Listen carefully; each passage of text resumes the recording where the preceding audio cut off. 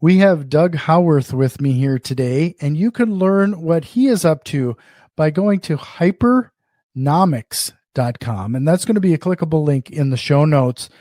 But really appreciate your time, Doug, as we talk about your form of economics, if you will. And this is going to be really interesting. I've been looking forward to this conversation. Again, it's hypernomics.com. So, Doug, if you don't mind me starting things off, could you kind of break things down a little bit for everybody as to what you mean by hypernomics? Yeah, hypernomics means it's a prefix and a suffix. So the prefix is hyper, and one of the definitions of hyper means existing in more than 3 dimensions, like hyperspace. And then nomics comes from nonomy, N-O-M-Y, meaning a field of study. And so hypernomics means a field of study that starts in 4 dimensions. And while it sounds complicated, its basis is really pretty simple. It basically says that when you look at the quantity of a product, say like quantity of real estate offerings versus price, there's only a few offerings that are going to be in the billions, tens of billions. And there are going to be many more that are in the hundreds of thousands and lower. And then it's also going to say on the other side of this is that the value of the real estate might be a function of the zip code, which is the wealth that's in that area, and then the square footage of the property.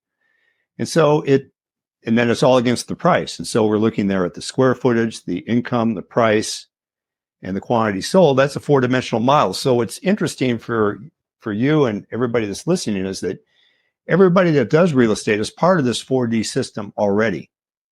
Everybody's been working in this since the beginning of time. I actually discovered this idea watching my wife buy a washing machine, but I've further got the idea by watching ants. Ants are really good when it comes to doing real estate, it turns out. Richard Feynman, the physicist, would routinely study ants and make discoveries about them, even though he was off doing things about quantum mechanics, for which he got the Nobel Prize. So I found myself at the end of a trailhead one day. And I looked down and I watched this little ant, little reddish black ant, go in a counterclockwise fashion, goes about 360 degrees, and he's out a little bit further than he started. And he does another 360-degree circle, and he's a little further out still, and he does another one. What I realized is this little guy's doing surveillance. So I went back, raced back home, and typed in ant surveillance into my research bar. And it turns out that ants do research on real estate, their real estate, where they're going to put up their new nest, much like people do the same kind of thing. The ants want to be away from other people, so people like to have space. The ants like to have space. And the ants actually try to weigh out a region that's going to be close to water, but not get underneath the water. So out here in California right now, we're having big floods. The ants would want to make sure that they're in an area that wouldn't get flooded out, but still has access to the water. Then they want to have an area that's not too high, not too low, so they can get themselves into it. And that really is what people have been doing. And this particular species of ants has been around for 40 million years. So I maintain that because ants are doing this kind of stuff, people have been doing this since there have been people. And so this is what we've all been doing. And the process of this field of study actually covers what we do. And so if you were to overprice or underprice something, this could tell you what that overpricing or underpricing might be. So there's several examples I could give if you're interested in one or two of them. You like commercial? Yeah, I would really be interested in that, particularly with your wife shopping for the washing machine. Oh, yeah. This is how the idea really came about, was that we needed to get a new machine, and we went off to our local big box store and we rolled up onto these series of machines. And she said, I like this machine here. She said, as she was studying this guy, she says, it's got a bigger drum than we got at home. I could put more clothes into it. And I thought, capacity versus price, that's a 2D problem. And then she said, we've only got one delicate cycle at home. A lot of these newer models have more delicate cycles and more cycles overall. She says, I like that. And then I thought, cycles versus price. She's up to a 3D problem. She's going to use the cycles and the capacity to help figure out what the price ought to be. And then we saw the next machine up the line. I kind of liked it. And I looked at this one. I said, what about this one? And she says, it's too expensive. We can't afford it. And what I realized was that we were part of a group of people that were going to buy this machine, the one that we were sitting at. We were pushing the quantity total out for the year. And that was quantity versus price. And people all over the washing machine area were making different decisions. And fewer people were going to buy the more expensive machines. And more people were going to buy our machine. And still more people were going to buy the machines that were less expensive than that. And so I realized that we were part of the quantity problem too. So she was working out cycles, capacity, price, and we were part of the quantity thing all at the same time. And so it works the same way in real estate, is that you could buy, and I've been listening to your show, you could buy a large apartment complex with, 50 units in it, or you could buy five places that have 10 units apiece, or 10 places that have 5 units apiece. And there's a way of breaking that stuff down, depending on where the zip code is, that works out the demand for that. And that's part of what we try to do here, is work out what the prices ought to be for the properties that you're looking at. Mm-hmm. So would it be fair? Maybe I'm simplifying this to a certain extent, but it almost sounds like, especially your wife and you were looking for a washing machine. It's the perceived value associated with that in the end drives the price.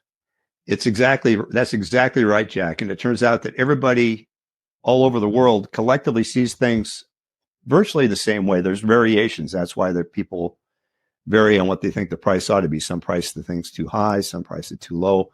But in the aggregate, people feel a certain way. And that's what allows the system to work, is that people basically think the same way, and they will value the real estate much the same way, going up the scale or down the scale. And that's what allows us to have this to be useful, and lets people use it for their own purposes here.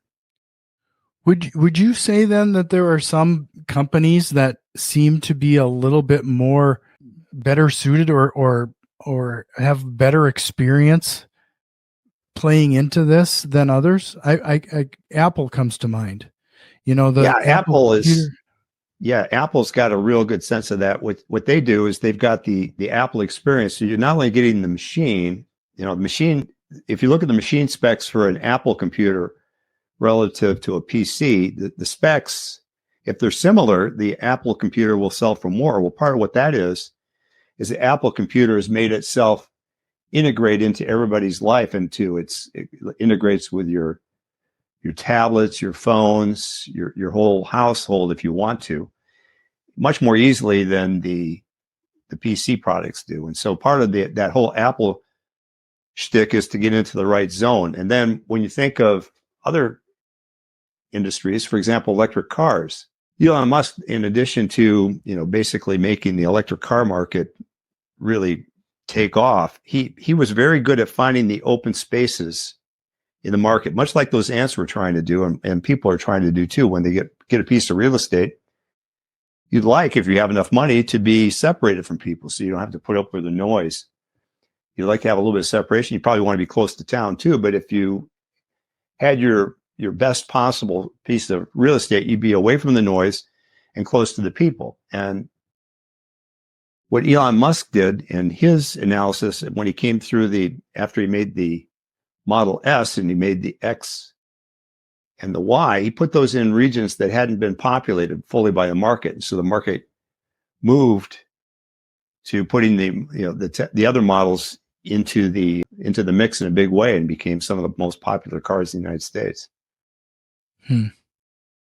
So getting back to the real estate side of things, one of the big things that we do is we buy a lot of houses from distressed sellers in a variety of ways.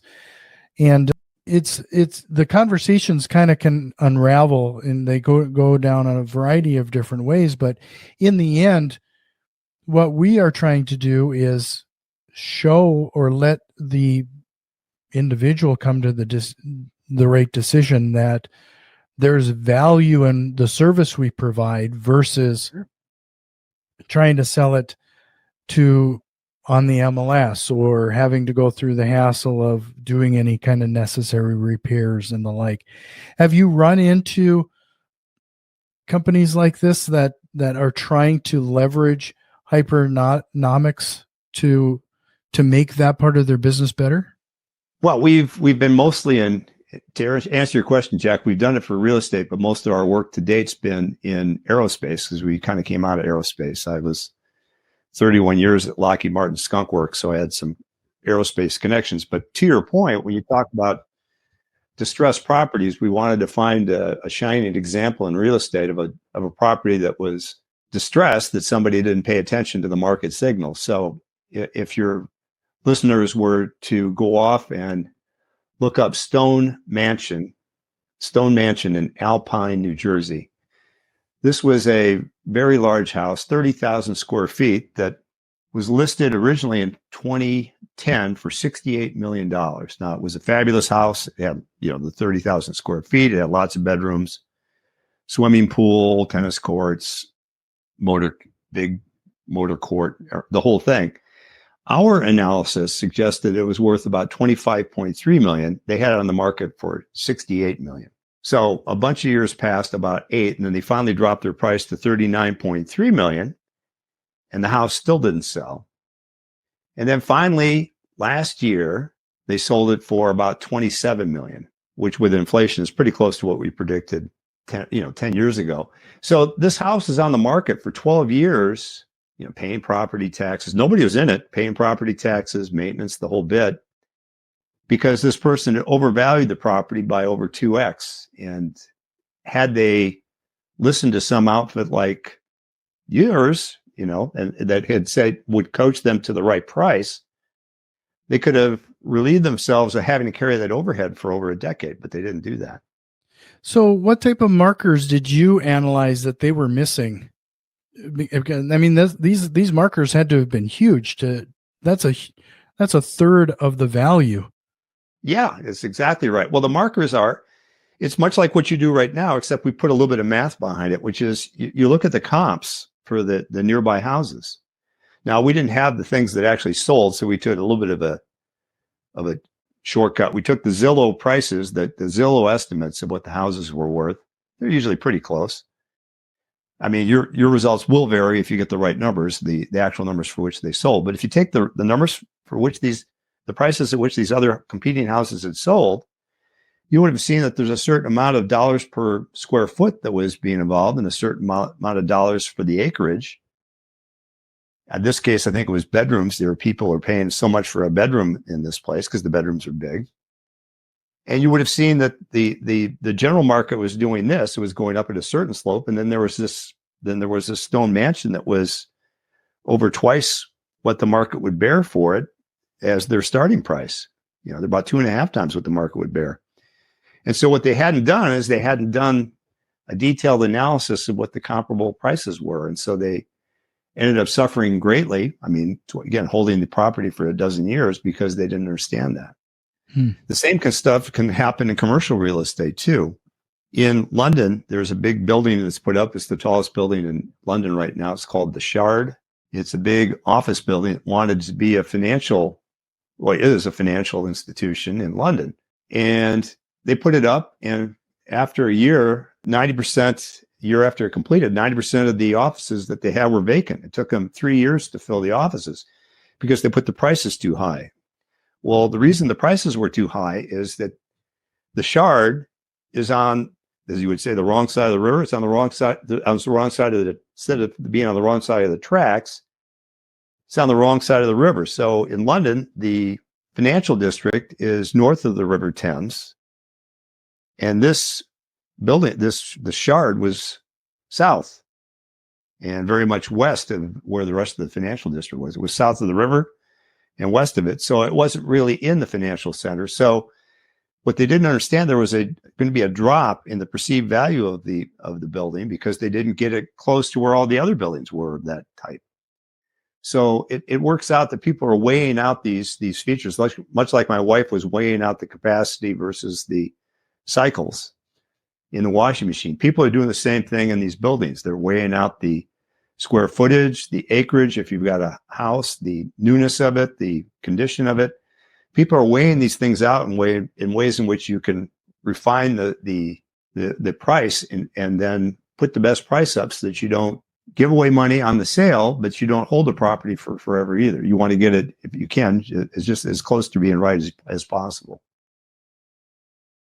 So you have a book associated with this as well. Is that's correct? And Yeah, I found it on Amazon. Yeah, it's this book here. It's titled Hyperonomics, Using Hidden Dimensions to Solve Unseen Problems. And it just came out last week. It's available in some bookstores right now. It's on Amazon. It's on Barnes & Noble and Wiley's site. And this walks you through the processes that it takes to actually create these environments for yourself so you can see them. And as I said, it turns out that everybody's using them. It just is something that had been, quite literally, as the title implies, it had been hidden from view for all these years because nobody had taken the time to figure out that basically people self-aggregate their behaviors in ways in which you can describe them. And when you figure out that what that nature of this aggregation is, then you can figure out what things are worth, including your houses.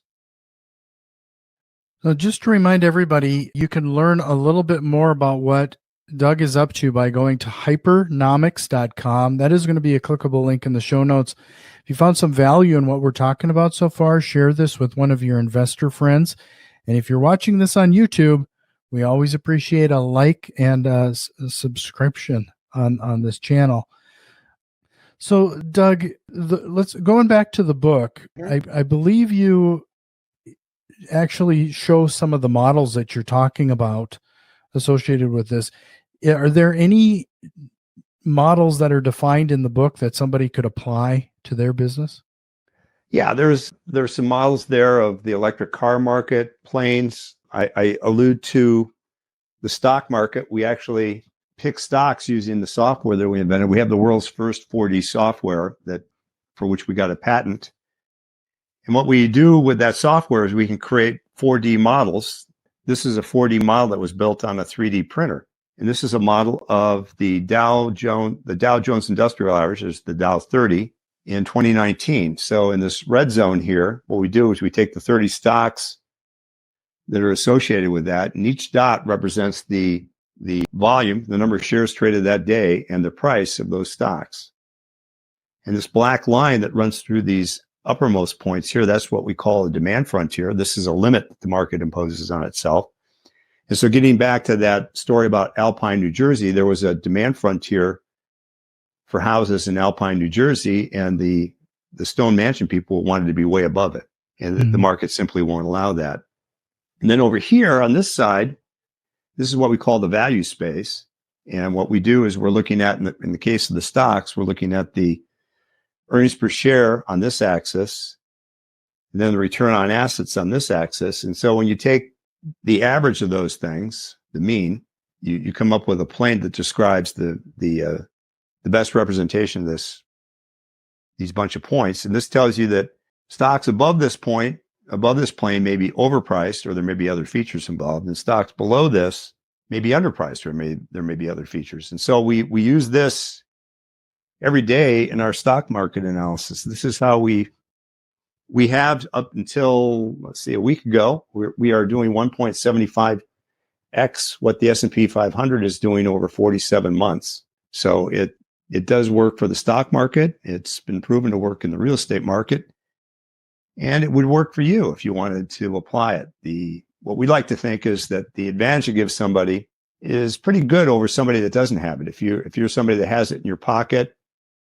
you'll know when you're going into a real estate negotiation, you'll know more about the property and the value of it than your person across the table might know. And you can make stronger arguments in your behalf if you know the features that determine the value of your property compared better than your competition does. So it's a little bit like comps. People do comps in their head, and they're usually pretty good. But when you go back to this, the stone mansion people, or the people that put up the Shard in London, they got it way off. And so it's never a slam dunk that everybody knows exactly what the number ought to be. In the in the group aggregate, they do know what it ought to be, but some people are outside the norm, and they basically said, well, we want to do this. And they think, well, there's somebody in the world that's going to want this property for this, when most of the people in the world think the property ought to be worth that. And so that's what we're trying to get to, is what's the best number for that to be property to property. And this is the kind of thing you could do on an ongoing basis. You could gather all the data together for your city or your county or wherever your area of interest is. And you could run it through a model that you could create, and you could figure out the best properties into which to invest using this. Now, some of your people also do commercial real estate too, right? So there's another factor that you can throw in there besides the square footage and, say, the income in a region. We did a little study of the square footage and the income in Los Angeles, and then we added in a factor which is very big out here in congested urban area like Los Angeles, just to the south of me, or New York City. It's called the Walkability score. And basically that means is how easy is it for somebody that would go into a property to walk to all the services they need, the drugstore, the barber shop, the dry cleaners, the grocery store. And so this company, not us, this company came up with a walkability score that ranges from zip code to zip code and address to address, that goes from 0 to 100, 0 being the poorest, 100 being the best. And it works out that if you were to take properties in LA, you take a 10,000 square foot commercial property and you drop it in an area that has a household income of 100,000, so 10,000 square feet and a household income of 100,000, there's going to be a series of buildings that are going to be varying sizes of square feet and have varying levels of income around that. But it turns out that there's going to be a response service, much like I showed you right there, that suggests that the value of the property is a function of the square footage and the income, but it's also a function of how easy it is to walk. And so if your walkability score here in LA at the time we studied, if it went from 45 to 90, if that walkability doubled, the price of the real estate would just a little bit more than double. It would actually go up by 2x. And so if you're coming in and investing in, say, LA, and you want to put up a new structure, and you've got two locations that are roughly the same price to you, but one has a higher walkability score than the other one. Well, barring other things like, maybe there's been a lawsuit against the property or something like that, or there's a gas leak in the area that they can't fix or whatever else. But after you do all that kind of study, the place that's got the better walkability score will be worth more. And that's kind of what one of the other kind of features you can drive out of this so that you can get yourself the best possible deal more often. That's what you're trying to do here. It's never going to be foolproof either. I mean, we've been in the stock market, we've taken a few losses, but when we on average beat the S&P 500, we say to ourselves, oh, it looks like it's working pretty well. And that's the only other group of people that I know are probably pulling the level of returns you are is political people. And yeah, we like to do this without you don't have any inside information. We're just, right. We're what's known as right now, we're known as retail investors. I mean, when I say this fund is my fund.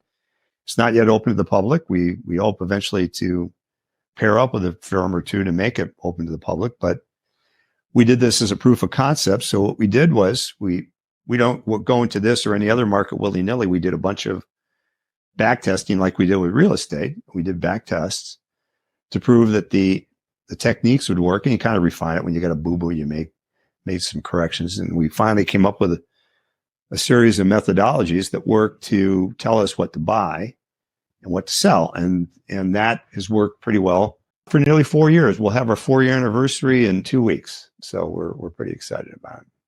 Yeah. So I went to your website, and this is part of the software is part of the service. And I got to admit, I mean, your subscription rates here are reasonable. Yeah, we're trying to make it something that we're trying to get we're trying to get Hypernomics into university. And what we want to do is we want to get what are now university business majors and econ majors. I had a degree in economics. Part of the reason I got into this is I never fully believed the law of supply and demand. And this book explains the law of value demand. And the law of value demand, basically, this only got 13 words to it or so. So it says that product features drive value, value determines price, price limits quantity sold is a feature. So it turns out that with that little bit of knowledge, you can, as I did here, you can derive a whole book. And what we hope to do is to drive this into university. And we want the price to be low for the software so we can get lots of people to be on board with this. And we think what will happen over time is that the number of errors that people make in the economy will start to fall. There's a Harvard professor named Clayton Christensen that said that 95% of all new product ideas fail.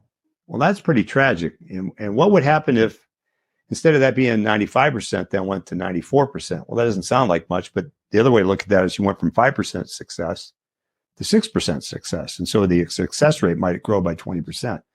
Well, we think that if more people start to apply this more often to the products that they're looking at, that they'll succeed more often. And that way people won't basically take money and light it on fire as often as they do right now. Well, would you be able to give us an example of somebody you maybe consulted with or using your software to buy a piece of real estate and the results? No, we haven't done that for any real estate investors that we could talk to you about. That would all be proprietary right now. I can tell you about something that we called a business that we called out, though, that same idea with respect to aerospace. You'd be interested in hearing that? Yeah, you bet. There was an outfit in Reno, Nevada called Hyperion, founded by Robert Bass, one of the Bass brothers out of Houston. Is a billionaire there. And he decided he was going to build a supersonic business jet. And he went out and put billions of dollars into it. And by our measure, he got the development cost of it right. And his price was right at 120 million. It was actually a bargain. But that demand frontier I was showing you there, he was trying to go way beyond the demand frontier. He was trying to build 300 of these in 10 years when our analytics said you might build 50. When he started, then 5 years later, you might have built 70. And he was trying to sell 300. So when he started with 20 orders in 2014 and had the same 20 orders 5 years later, I basically called him out on LinkedIn. About a week went by and I got a nasty letter from somebody from the company said, well, we just got this big order. You're all wet.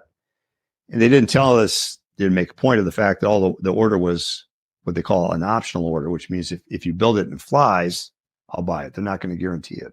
And long story short, that order was way short of what they needed. They might have been up to as many as 90 airplanes, but probably not. I said, well, good luck to you. You're going to, you're still not going to make it. And then 6 months later, they folded. So that's a real firm example of what happened using this.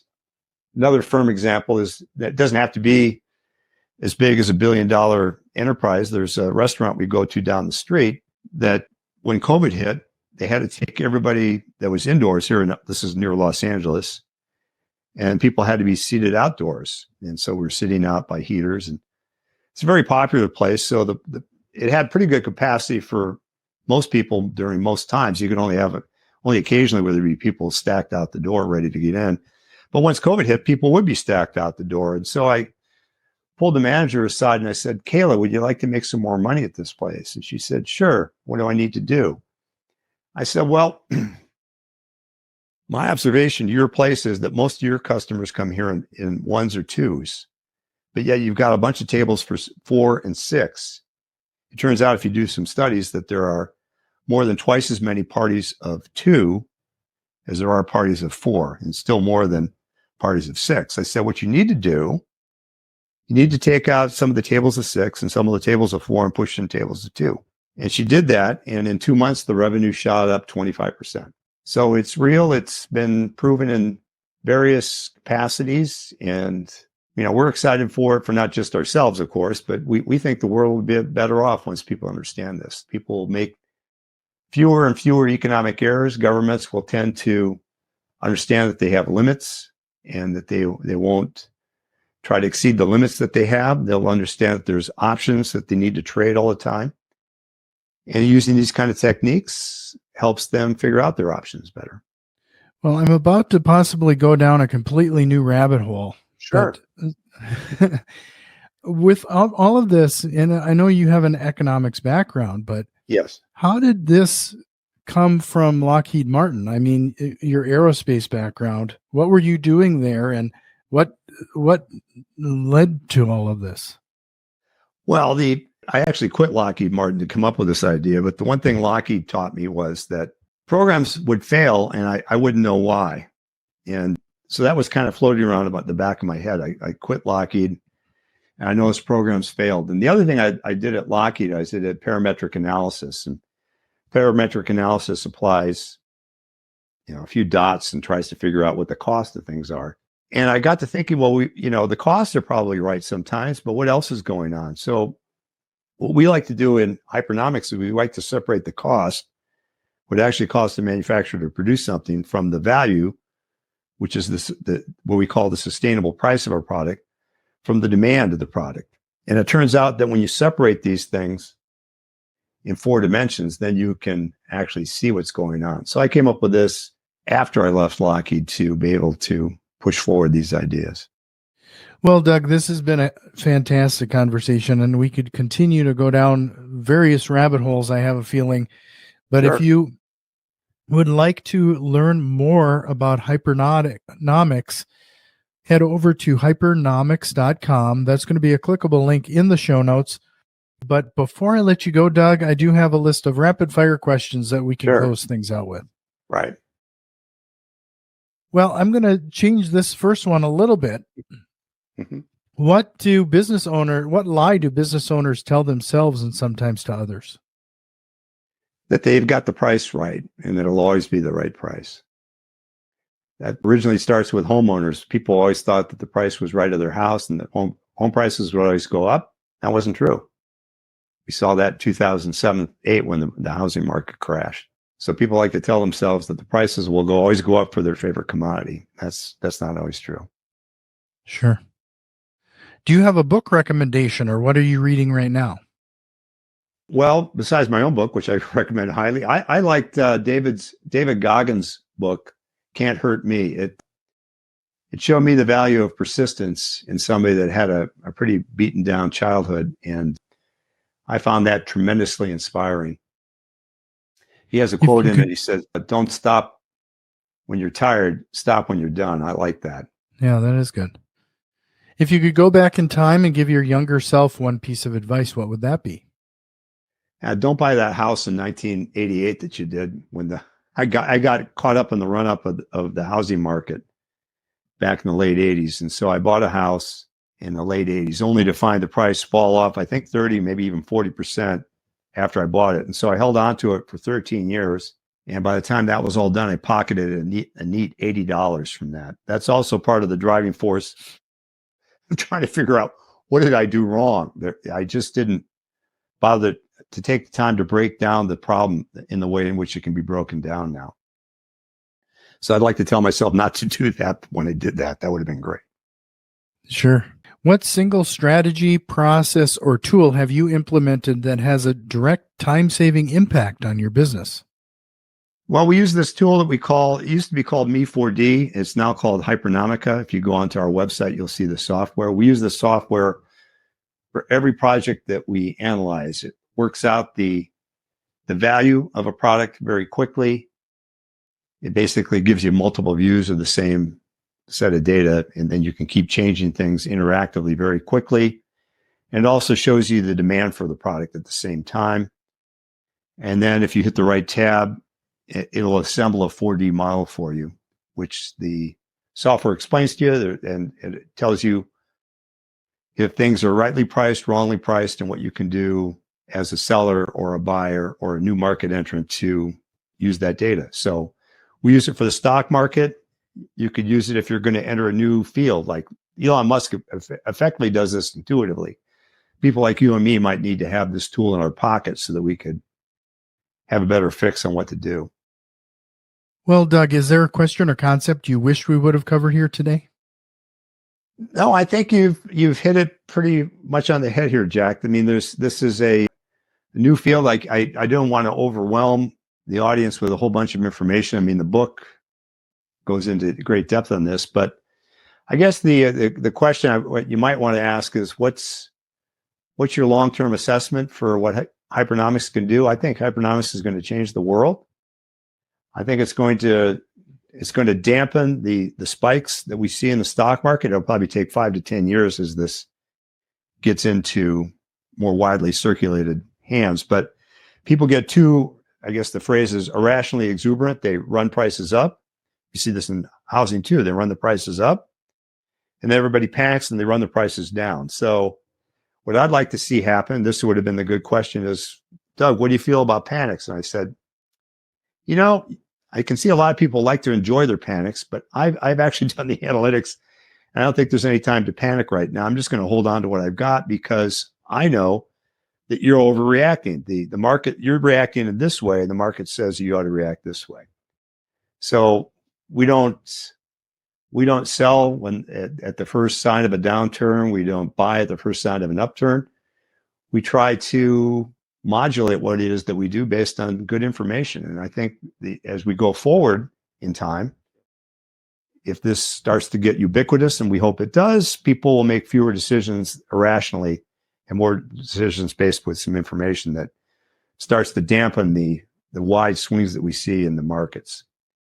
Housing, stocks, everything else, they all have this volatility to them that can be dampened with better reasoning and better statistics. Well, again, it is hypernomics.com. That's going to be a clickable link in the show notes. Excuse me there, Doug. But thanks again, Doug. This was a great conversation. I really appreciate you giving me that time. Thank you so much, Jack. I really appreciate you and your show, and you've been doing great with it. So continue good success on that. Thank you. Thank you.